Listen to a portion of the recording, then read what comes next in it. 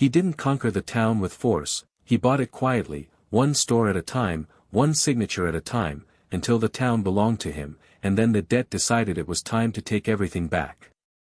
In the small town of Briarfield the streets were narrow, the shops were quiet, the windows were old, people knew each other by first name, and time moved like a slow train. Then one fall morning a man arrived, his name was Grant Halston. He wore a clean coat, a calm smile, and he spoke like he had already planned the next 10 years. He walked with the mayor, he shook hands with owners, he listened, he nodded, he said simple lines, I can help, I can invest, I can bring work, and the town wanted to believe him, because roofs needed fixing, because the grocery needed new fridges, because the diner had a leaking sink, and because the bank in the next county had been saying no for too long. Grant rented a room above the pharmacy, he set up a small office, he opened a laptop, he made calls, he filled papers, he didn't raise his voice, he just moved fast. He found a lender in the city, he found a second lender for flexibility, he called it smart leverage, he called it a bridge to a better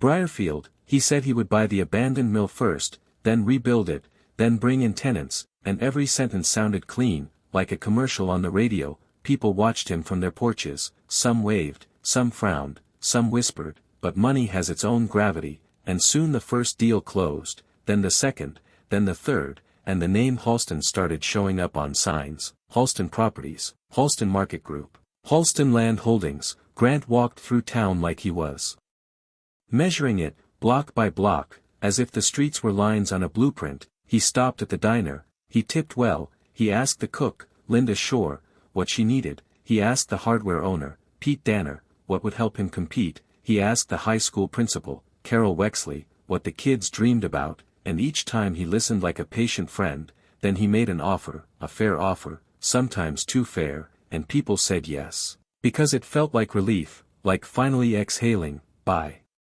winter he owned the mill, 2 empty lots, a row of rental houses, and the old corner store. The bank manager, Miles Rourke, started greeting him like a VIP, and Grant liked that feeling. He didn't say it out loud, but you could see it in the way he paused before speaking, like the room belonged to him. Spring came, and Grant Halston moved from the room above the pharmacy into a house on Linden Street. The house was not the biggest, but it sat on a gentle hill, and from the porch you could see the main road, and he liked that view. He liked watching people move through the town he was shaping. He hired a local crew, he paid on time, he bought coffee for everyone, he smiled for photos. The local paper called him a builder of futures, and Grant began to feel like the town was a machine, and he was the hand on the switch. He bought the grocery, then he bought the supply warehouse behind it, he bought the parking lot across the street. He said it was for flow, and he said flow meant progress. He met with Ellen Price, who ran the bookstore. She had shelves that smelled like dust and cinnamon. She told him the shop was her family's. Grant nodded, then he offered a number that made her hands tremble. She said no at first. Then her roof leaked again, then her son needed tuition help, and 2 weeks later she signed. Grant didn't celebrate loudly, he just added another line to his spreadsheet. He started hosting meetings at the town hall. He would stand near the front, not on stage, but close enough. He would talk about sidewalks, about lighting, about making Briarfield a destination, and people clapped, because he had plans,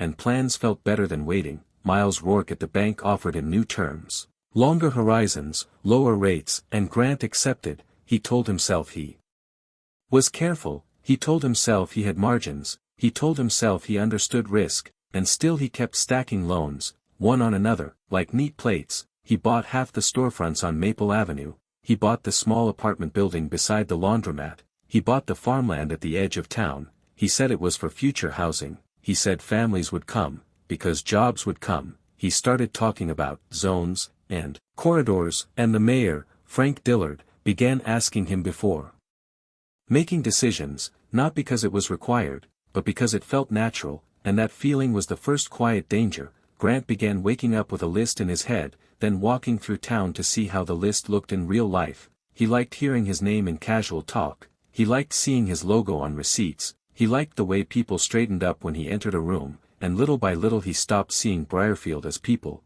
He started seeing it as assets, and when you see a place as Assets. You stop hearing the small warnings, like the way Pete Danner's smile got tighter, like the way Linda Shore stopped making extra conversation, like the way Carol Wexley started asking, politely, what happens if the money slows down. The summer festival arrived, and Briarfield looked brighter than it had in years, new banners, fresh paint, a stage in the square. Grant Halston paid for most of it, and the paper printed his photo again. He stood beside Mayor Frank Dillard, both of them smiling, and in Grant's mind the smile meant he had done it. He had turned a sleepy town into a story people wanted to read. He walked through the booths, he bought lemonade, he shook hands, and he heard his own name mixed into laughter. Grant felt tall inside, like a man who had found a secret door. That night he sat on his porch, the hill was warm, the crickets were loud, and he opened his laptop to check numbers. He loved numbers, because numbers seemed loyal, they did what you told them to do. He tracked rents, he tracked projected leases for the mill, he tracked the new contracts, he tracked every payment that would land next month. And he told himself the town was now a safe engine. Then a message arrived from an investor in the city. The tenant Grant expected for the mill needed more time, just a delay, just a few weeks. Grant exhaled, he wrote back, no problem, we can adjust. But when he adjusted, he saw how tight the line really was, because he had been using future income to cover today's growth. He had been turning time into money, and now time had slowed. He called Miles Rourke. The bank manager said the same calm phrases. We can explore options, we can review the file, and Grant smiled into the phone like it was a game. He said sure, let's do it. He put down the phone, and told himself it was fine. He drove to the city the next day. He met a lender in a glass office. He heard new words, reassessment, market shift, risk exposure. Grant nodded, he kept his face smooth. He drove back to Briarfield and watched the cornfields roll by. He told himself he had backups. Then the second tenant called, another delay, another excuse. And suddenly Grant's spreadsheet looked different, not wrong, but fragile, like thin ice. He started waking up earlier, he started checking messages before sunrise, he started walking faster through town. His smile still appeared, but it came later, and left sooner. Linda Shore noticed first. She had the kind of eyes that saw storms before they arrived. She handed him his coffee. She said, you look tired. Grant said, big week, just big plans, and he laughed a little too hard. Pete Danner saw him at the hardware store. Grant asked about stock, about paint, about lumber, and Pete said, people are buying less, not much, just less. Grant nodded. He said, temporary, and the word temporary sounded like a prayer. Carol Wexley saw him at a school event. She said the kids were excited about jobs at the mill. Grant said, yes, soon, very soon, and as he said it, he felt the ground shift inside, because soon was no longer a date, it was a hope. Autumn returned, and with it came the first real cracks. The mill renovation had been loud and proud, but now it stood half-finished, like a promise paused mid-sentence. Grant Halston drove past it every day. He told the crew to keep moving, then he told them to slow down, then he told them to wait for supplies that somehow never arrived. He was trying to stretch every dollar without letting anyone see the stretch. Miles Rourke asked for updated statements. Grant sent them, carefully. He trimmed the language, he highlighted the bright numbers, he hid the dim ones behind footnotes. He told himself it was normal, he told himself all builders did this. Then the lenders began calling more often, and they were less friendly. Their voices stayed polite, but the rhythm changed, like music turning sharp. One morning Grant walked into the bank. He wore the same clean coat, but it felt heavier. Miles offered coffee. Grant refused. He sat. Miles slid papers across the desk, and there it was, the new terms, higher payments, tighter timelines, more reporting. Grant felt heat rise in his neck. He kept his face calm. He said, this is too aggressive. Miles sighed. He said, Grant, the city wants certainty, markets are nervous, they are watching the exposure. Grant said, Briarfield is stable, my rentals are full, my stores are operating. Miles said, yes, but the mill income is not here. The farmland is not producing cash, and the interest has teeth. Grant stared at the papers. He realized something he had avoided. The town wasn't paying him, the future was paying him, and the future had stopped answering calls. He left the bank with a folder under his arm. He walked down Maple Avenue.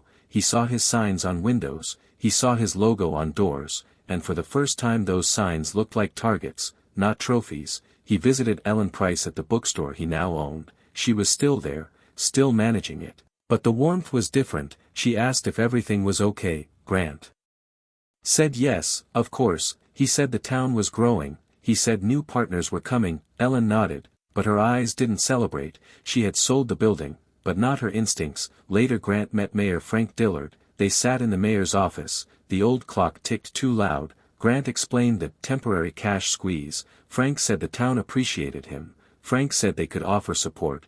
Grant asked what support meant. Frank said maybe a tax incentive, maybe a public endorsement. Grant leaned forward. He said he needed speed. Frank hesitated. He said the council would need to vote. Grant smiled, but it was thin. He said, I thought we were on the same team, and Frank looked away, because the mayor had begun to see the other side of the story, the side where a town slowly becomes a single man's balance sheet. That evening Grant sat at his kitchen table. He stared at the numbers again. He tried to cut costs. He tried to sell a parcel of land, but buyers were cautious. He tried to refinance, but lenders were colder. He tried to push rents up, but people pushed back, not loudly, just firmly, and Briarfield, the town that had seemed so easy to reshape, began to resist like a living thing, not angry, just tired of being moved around. The first closure happened quietly, a small shop on Maple Avenue, one Grant had bought and rebranded. The doors stayed locked one morning. A note was taped inside the glass, closed for inventory, but there was no inventory coming. Linda Shore heard it from customers, Pete Danner heard it from suppliers, and Carol Wexley heard it from parents who were nervous again. Grant Halston told everyone it was a pause, a strategic pause. He said the new mill tenant would sign any day. He said the lenders were aligned. He said the plan was intact, but his eyes had stopped resting. They kept moving, scanning, measuring, counting. The bank demanded more collateral. Grant offered more, because what else could he do? He pledged the farmland, he pledged the rentals, he pledged the storefront row, and each pledge felt like giving away pieces of his own skin. Then the calls came from the city again, more urgent, more direct, not rude, just final. They wanted payment, they wanted proof, they wanted control, and Grant understood that the word control had changed owners. One afternoon he walked into the half-finished mill. Dust floated in slanted light, tools were quiet, the crew had gone home early. Grant ran his hand along a beam. He pictured the grand opening. He pictured applause. He pictured his name on a plaque, and he felt a strange emptiness, like the room had never belonged to him at all. Because ownership on paper is not the same as belonging in the heart. He met Miles Rourke again. This time the meeting was short. Miles said the bank had to protect itself. Grant said he had protected the town. Miles said the town is not a shield. Grant tried to argue, tried to charm, tried to push, then he stopped, because the charm wasn't working, and pushing only made the walls closer. In the weeks that followed, signs changed, not overnight, but steadily. A lender's agent visited properties, taking photos, writing notes, measuring doors. Another agent visited the farmland, checking boundary markers. Grant watched from his truck, hands tight on the wheel. He began to feel like a guest in his own vision. Mayor Frank Dillard announced a council meeting about community stability. It sounded gentle, but everyone heard the meaning. Briarfield was bracing. People gathered in the hall. Grant stood near the back. He listened as neighbors spoke, not with anger, but with worry. They talked about rents, about uncertainty, about one person holding too much. Ellen Price spoke softly. She said she was grateful for tuition help. She said she was grateful for repairs. But she also said, we need our town to be ours, not rented from a spreadsheet. Pete Danner nodded, Linda Shore nodded, even Carol Wexley nodded. Grant felt his face heat up. He wanted to shout, he wanted to remind them of the banners, the paint, the hope, but he knew shouting would only prove their point, so he stood still, and in that stillness he felt something new, not power, but helplessness. Because dead is a kind of invisible hand, and once it closes around you, it doesn't care what you meant to build. When the deadline finally hit, it did not arrive with drama. It arrived like winter, slow, unavoidable. The bank issued notices, the lenders filed actions, lawyers used careful words that sounded clean, but the meaning was simple. Assets would change hands. Grant Halston spent days signing documents he barely read, because reading did not change the outcome. He tried to sell what he could. He found one buyer for a small lot, one buyer for an old truck, but the big pieces were already spoken for.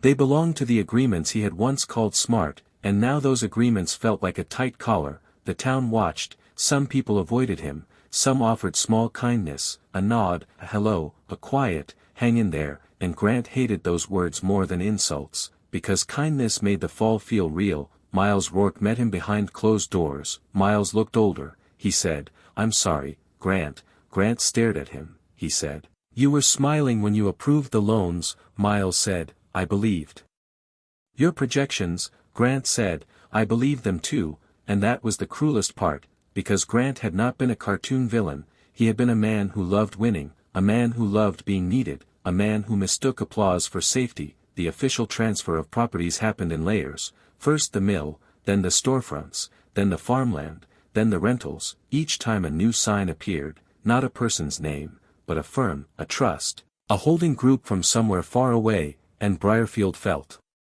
a new kind of anger, not at Grant alone, but at the whole system that could swallow a town and spit it out as paperwork. Mayor Frank Dillard and the council fought for local purchase options. They worked with a regional cooperative. They pushed to bring key buildings back into community hands. It took months, but slowly, pieces returned. The grocery became a cooperative store. The bookstore building was bought back by a local group with Ellen Price on the board. The diner's lease stabilized. The hardware store got fair terms. The town did not become rich, but it became itself again. And where was Grant in all this? He was still in Briarfield, because leaving would mean admitting the town was only a project, not a place. He sold his house on Linden Street. He moved into a small apartment near the railroad tracks. He took a job with a road crew, basic work, steady hours. He wore a reflective vest. He held a shovel. He learned how heavy a day can be when you are not chasing deals. The first morning he reported, the foreman, a broad man named Hank Mercer, handed him gloves. Hank did not ask about his past. Hank just said, "You show up, you work, you go home, that's it." And in that simple rule Grant felt both insulted and relieved, because the rules were clear: no applause, no photos, no speeches, just effort. He walked to the job site, and on the way he passed Maple Avenue. He saw windows he once owned. He saw doors he once opened like a king, and now he walked past as a worker, and the air felt sharper, but also strangely honest.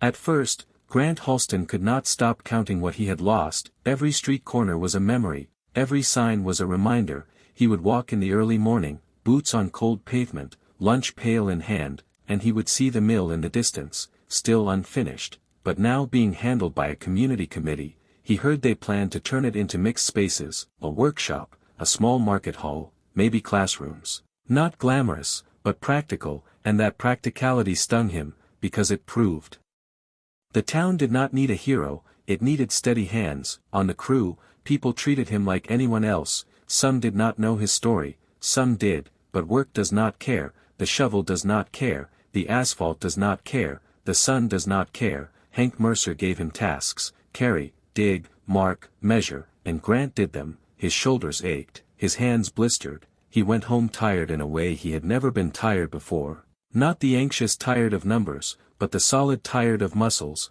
and the solid tired let him sleep. Linda Shore saw him one evening. He stood in line at the diner. He wore plain clothes, his hair was messy. Linda looked up from the counter. Her face changed, just a little. She poured coffee, she slid it to him. She said, "On the house." Grant shook his head. "He paid anyway." He said, "Thank you." Linda watched him. She said, "You okay?" Grant paused. He could have given a speech, he could have given a joke. But instead he said, "I'm learning," and the words surprised him, because they were true. Pete Danner saw him next, outside the hardware store. Pete was unloading boxes. Grant walked by, then stopped. He said, "Need a hand?" Pete hesitated, then nodded. They carried boxes together, no contracts, no offers, just weight and balance. Pete said, "You ever miss it?"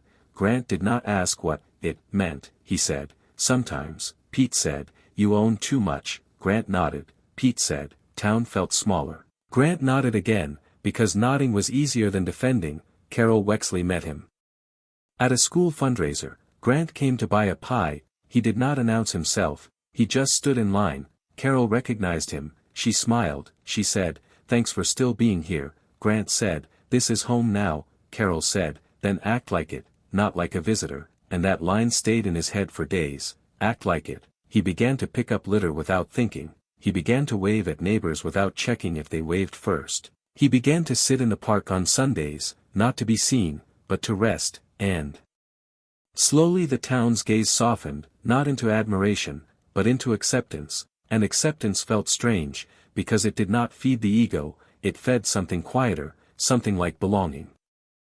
Winter settled in, and Briarfield turned gray and calm. The crew worked on road edges, on drainage, on small repairs that keep a town breathing. Grant Halston learned names, real names, not names on deeds. He learned that a man named Joey Lark had a daughter in college. He learned that Tanya Briggs sent money to her mother each month. He learned that Quiet Sam Red loved old jazz, and he learned these things because he ate lunch beside them. Not across a boardroom table. One cold morning Hank Mercer asked Grant to drive the truck. Grant had never driven a truck like that, not with equipment, not with chains. Hank showed him once, slow, patient, then he said, "Do it." Grant did it, careful, and when he parked it right, Hank nodded, no clapping, no photo, just a nod, and Grant felt proud in a new way, a smaller way, a cleaner way. The town continued reclaiming itself. The cooperative grocery hosted meetings. Ellen Price organized a reading night in the bookstore. Pete Danner sponsored a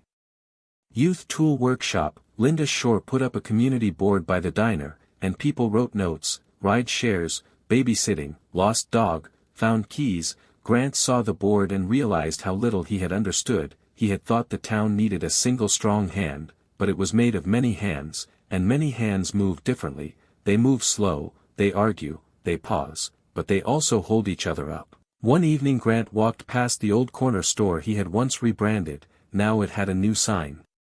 Briarfield Market, owned by the co-op. The lights were warm, people laughed inside. Grant stood outside for a moment. He remembered the thrill of putting his own logo up, and then he felt the softer thrill of seeing a place alive without his name on it. He turned to leave, then a voice called out. It was Mayor Frank Dillard. Frank stepped out, scarf around his neck, hands in pockets. He looked at Grant with a tired face. He said, "You doing all right?" Grant said, "Yeah." Frank nodded. He said, "I didn't know how to handle you back then." Grant said, "I didn't know how to handle myself." Frank gave a small smile. He said, "Town is healing." Grant said, "Good." Frank paused, then said, "You know, people still remember you fixed some things." Grant wanted to grab that line, to live in it, but he let it pass. He said, "I also broke some things." Frank said, "True." Then Frank said, "Stay steady, that's all," and Frank went back inside. Grant walked home under a streetlight. The light was one of the new ones he had funded, and he laughed quietly, because life has strange loops. You can build a lamp for the wrong reasons, and still, years later, it can help you find your way in the dark. As months passed, Grant Halston stopped dreaming about being a ruler of anything. He started dreaming about simple scenes, a warm kitchen, a steady paycheck, a quiet evening without calls. He began to volunteer on Saturdays, not because he needed reputation, but because the time felt useful. He helped repaint a playground fence. He helped carry donated books into the library. Ellen Price was there. She looked at him. She said, "You're getting better at this." Grant said, "At what?" Ellen said, "At being a neighbor." Grant smiled, and the smile felt natural. He still had hard days, days when he passed Linden Street and saw another family on his old porch, days when he heard someone mention the word investor and his stomach tightened, days when he felt embarrassed, like his past was a loud coat he could not fully remove. But the town did not keep punishing him. The town was busy living, and that was its quiet mercy. Linda Shore started letting him wash dishes after the lunch rush for a little extra cash. Grant did it without complaint. Soap, steam, plates, and he found a strange peace in the rhythm. Pete Danner offered him small repair work, fix a hinge, patch a step, nothing big, but real, and each small job gave him a new kind of credit, not financial credit, human credit. Carol Wexley invited him to speak to a business class, not as a hero, but as a caution, and Grant agreed. He stood in front of teenagers, he saw their bright eyes, and he told them the truth in plain words. He said, "Numbers are not a throne," he said, "debt can feel like wings, until the wind changes." He said, "If you build something, build it with room to breathe." He did not dramatize it, he did not use heavy words, he just told it straight, and when he finished, one student asked, would you do it again? Grant paused, he felt the old pride stir, then he felt the old fear, then he felt the new calm. He said, I would do it slower, and I would listen more, and maybe I would own less, and that answer sounded boring to the kids, but it was the most honest thing he had ever said in a public room. After the talk Carol thanked him. She said, you're paying it forward. Grant said, I'm paying it back. Carol nodded. Outside the school the sky was wide, and Briarfield looked small, but not trapped, small like a family table, small like a place where your actions echo. Grant walked home, and for the first time in a long time he did not feel like he was walking past a museum of his mistakes. He felt like he was walking through a town that had room for his next chapter. On the first warm day of the next spring, Briarfield held another festival, smaller than before, less glossy, more real. The banners were handmade, the stage was simple, the mill doors were open in a new way, inside were workshop benches, a small farmer's market, a classroom corner, laughter bouncing off brick walls. Grant Halston came after work, still in his plain clothes. He carried a box of tools for a booth that taught kids how to build birdhouses. Pete Danner ran that booth. Pete saw Grant, he said, set the box here. Grant did. Kids crowded around. Tanya Briggs handed out nails, Joey Lark measured wood, Sam Red played music from a small speaker, Linda Shore brought sandwiches, Ellen Price brought books about local history, and Carol Wexley walked through with students, smiling at how the town had stitched itself back together. Mayor Frank Dillard gave a short speech. He talked about teamwork, he talked about patience, he talked about how the town had learned to keep decisions close to home. He did not mention Grant by name, and Grant was glad, because this day was not about one person, it was about many. Grant stood near the edge of the crowd, then a small boy tugged his sleeve. The boy said, can you help me hold this wood? Grant knelt down, he held it steady, the boy hammered carefully, one tap at a time. Grant said, nice and slow. The boy nodded. And in that moment Grant understood the lesson he had been resisting for years. Power is loud, and it makes you think you are the center, but real life is built by steady hands, by small choices, by showing up. The birdhouse took shape, crooked but proud. The boy grinned. He said, I made it. Grant smiled. He said, you did. Later, as the sun lowered, Grant walked alone down Maple Avenue. He passed the cooperative grocery, he passed the bookstore, he passed the diner, he passed the hardware store. The windows glowed, people inside talked and laughed, and none of it belonged to him on paper, and that was the point. He stopped by the old spot where his first sign had hung. The wall had been repainted, clean, simple. He touched the brick lightly, like saying hello. He thought about the man he had been, a man chasing a feeling, a man buying a town with borrowed time, and he thought about who he was now, a man learning limits, learning humility, learning that you can lose a crown you never needed, and still keep your place in the story. Grant turned toward home, not the big house on the hill, but the small apartment near the tracks, and the sound of the train in the distance felt like a steady heartbeat, not a warning. He walked on, shoulders relaxed, and Briarfield, the town he once tried to own, simply let him be part of it, and for Grant Halston, that was enough, more than enough.